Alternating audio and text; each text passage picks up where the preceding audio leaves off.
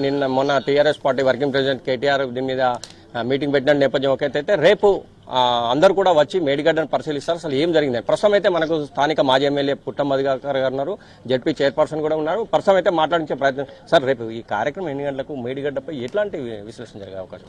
మేడిగడ్డకు దాదాపు 2 తర్వాతనే మా నాయకుల బృందం, బీఆర్ఎస్ పార్టీ ప్రతినిధులు, ప్రస్తుతం ఉన్న ఎమ్మెల్యేలు, ఎమ్మెల్సీలు, ఎంపీలు, వారితో పాటు మాజీ శాసనసభ్యులు, మాజీ మంత్రివర్యులు వీళ్ళందరూ కూడా విచ్చేస్తున్నారు. వాస్తవాన్ని ఈ సమాజానికి చూయించాలనే ఒక గొప్ప ఆలోచన. నిజంగా ఏ ప్రభుత్వం అయినా తన పనులు తను చేసుకుంటూ ఏదైనా తప్పిదాలు జరిగితే ఆ తప్పిదాలను నివృత్తి చేసి పనిలో వండుకుంటూ ప్రజలకు అన్నం పెట్టే పని చేసిన ఏ ప్రభుత్వాలైనా కూడా. ఇవాళ ముఖ్యమంత్రిగా కేసీఆర్ గారు మొదటిసారిగా ప్రమాణ స్వీకారం చేసినప్పుడు మనం పరిశీలిస్తే అనేక అవకతవకలు, అనేక కుంభకోణాలు ప్రాజెక్టులలో చూసుకున్నా, లేకపోతే ఇండ్లలో చూసుకున్నా, కూడా లాట్రిన్ బాత్రూమ్లలో కూడా అవినీతి జరిగింది. ఆ రోజు ఏసీబీ కేసులని లాట్రిన్ బాత్రూంలో మంత్రి నియోజకవర్గంలో ఇండ్లు అయితే లెక్కకు లేనని మాయమైపోయినాయి. సో వాటి గురించి ఆలోచించకుండా ఎన్నడూ ప్రజల దృష్టికి తీసుకెళ్లి దాని మీద ఎంక్వైరీలు అనేది అటువంటి పిచ్చి పనులు చేయకుండా ఆయన పైన ఆయన చేసుకుంటారు.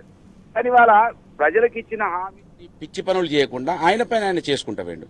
కానీ వాళ్ళ ప్రజలకు ఇచ్చిన హామీలు అమలు చేయకుండా కాళేశ్వరాన్ని చూపిస్తూ, కాళేశ్వరాన్ని మనం పూర్తిగా అవగాహన చేసుకుంటే ఇక్కడ అయింది 3,400 కోట్లని అధికారులే ముఖ్యమంత్రి గారికి చెప్పారు.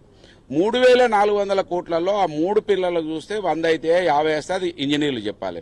దాని పని చేసుకుంటూ ఈ ప్రజలకు ఇవాళ మంత్రిలో రోజు మాకు ఒక 4 ఫోన్లు 5 ఫోన్లు వస్తున్నాయి. నీళ్ళు వస్తలేవు, మీరు ధర్నా చేయండి, మా ప్రజల పక్షాన్ని ఉండండి అంటే, అరే ఇంత తొందరగా మేము ధర్నాలు చేయడం కాదు, మీరు ఆలోచించండి. మరి మంత్రి గారేమో స్టేట్మెంట్ ఇస్తున్నారు నీళ్ళు వస్తాయి అని, మీరేం వస్తలేమంటారు, మేము ఓపిక పడుతున్నాం, చూస్తున్నాం, ఆలోచిస్తున్నాం అని చెప్తున్నాం. కనుక ప్రజలు ఇవాళ నీళ్ళు వస్తలేవని, కరెంట్ వస్తలేవని ఇబ్బందులు పడుతుంటే వాళ్ళ ఇబ్బందులను పూర్తి చేయడానికి కోసం ఆలోచించకుండా కాళేశ్వరం మునిగిపోయింది, కాళేశ్వరం ఇదే పనిలో ఉంటున్నారు. అసలు కాళేశ్వరం అద్భుతంగా ఉంది. కాకపోతే మా నియోజకవర్గంలో ఇంకా దీని ద్వారా నీళ్ళు అందలేదు కావచ్చు, కానీ నీళ్ళు అందకపోయినా కూడా నిండు కుండలాగా కొద్ది రోజుల తర్వాత ఇక్కడ నుండి రాజమండ్రి వరకు ఇక్కడ నుంచి షిప్పింగ్ కూడా అయ్యే అవకాశం ఉన్నది. అంటే ఇంత పెద్ద ప్రాజెక్టును బదనాం చేసి కేసీఆర్ గారిని బదనాం చేయడానికి కంకణం కట్టుకున్న ప్రభుత్వం దృష్టిని ప్రజలకు తెలియజేయడానికి కోసం మా బృందం వస్తూ ఉన్నది. వారిని హృదయపూర్వకంగా స్వాగతిస్తున్నాం. ఇవాళ మంతినిలోనైతే ఒకప్పుడు మళ్ళీ 2 కిలోమీటర్ల దూరం వెళ్ళి బోర్లు వేసి ఇక్కడి నుంచి అక్కడ దాకా కరెంట్ లైన్లు పెట్టుకొని పైపులు వేసుకునే పరిస్థితి బంద్ అయిపోయిండే. కానీ ఇవాళ మళ్ళీ బోర్లు వేసుకొని మళ్ళీ 2 కిలోమీటర్ల గోదావరిలో పైపులు తోటి నీళ్లు తెచ్చుకుంటా ఉన్నారు. సో నీళ్లు డైరెక్ట్ రాకపోయినా కూడా దీని ద్వారా అనేక లాభాలు జరిగే ఇంకా అవకాశం ఉంటుండే. కేసీఆర్ గారు మంచి టూరిజం డెవలప్ చేయాలనుకున్నారు. ఈ ప్రాంతం అంతా సస్యశ్యామలం అవుతుంది. కాళేశ్వరం ఒకవైపు, అడవి ఒకవైపు, నీళ్లు ఒకవైపు ఉన్నాయి.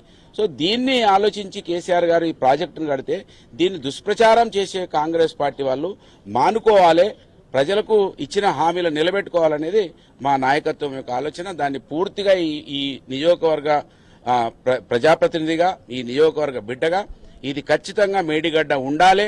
మేడిగడ్డ ద్వారానే ఈ రాష్ట్రానికి సస్యశ్యామలం అయితే అనేది మేము భావిస్తా ఉన్నాం.